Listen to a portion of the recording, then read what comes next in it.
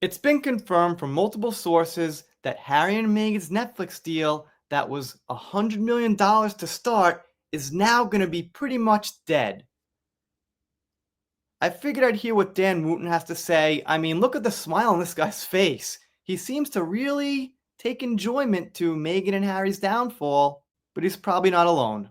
Breaking right now, Harry and Meghan's Netflix deal finally dead, with bosses just waiting for the credits to roll on the $100 million contract with no appetite for anything new after dismal viewing figures.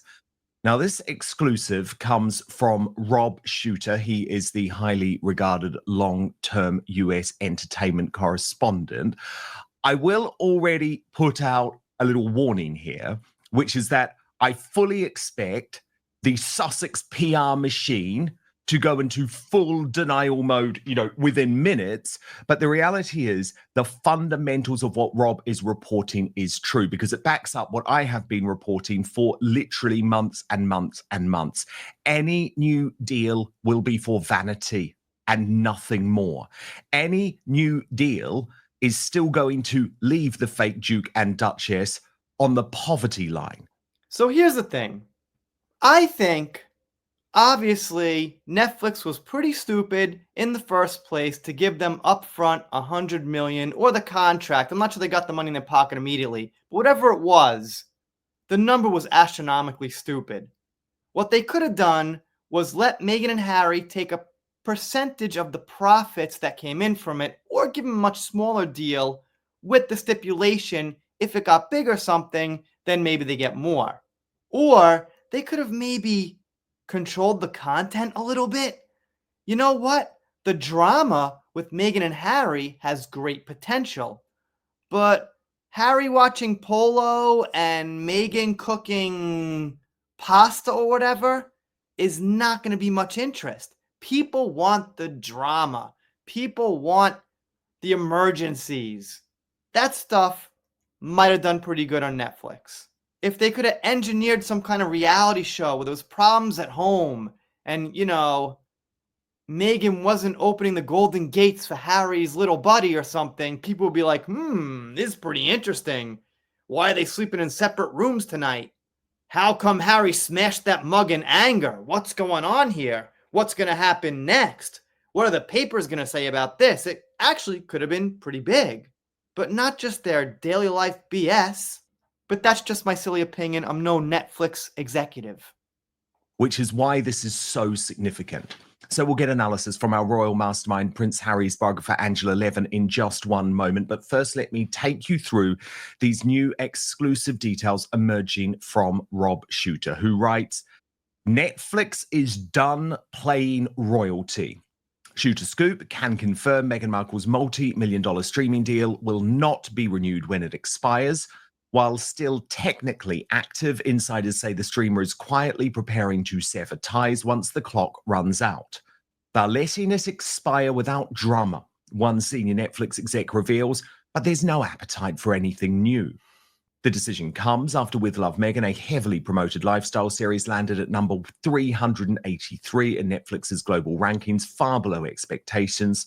She had everything going for her: name, platform, press, and the numbers were dismal. Look at that. What makes that interesting? Absolutely nothing. It's just them standing around basically saying, hey, we're famous, buy our shit, Netflix pay us. It's like a flat -5 or something. I was going to say flat 0, but it's under that. This looks like one of their silly parties they would have like every week, just standing around drinking wine and whining about how people are underprivileged.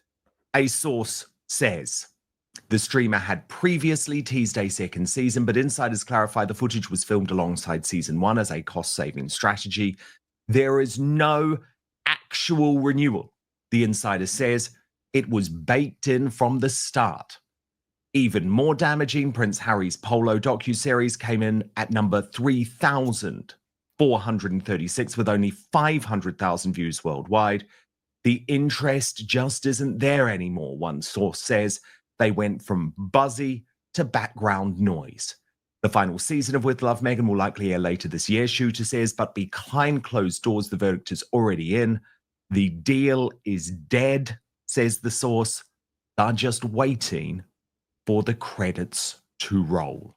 All right, so I think what Dan was saying about the baked in part is that there might be a couple of season 2s and follow-ups, but that's because they had that in contract to make those no matter what happened, or those were guaranteed for a certain amount. So the Sussex Press might be like, it's not canceled, part 2's coming out, episode 2's coming out, but that's not because they've been renewed, it's because they're obligated to make those before they end the contract or whatever. So that makes sense to me. Angela Levin, utterly damning, and this report will plunge Prince Harry and Meghan Markle into crisis, because this is not only reputationally devastating, Angela, it is financially devastating. Where are they going to get the money to pay the bills? Well, I think Harry's been trying to get it from London. He'd pent his aid and tried to get some money down there. That's what I think. But that's, you don't know, do you?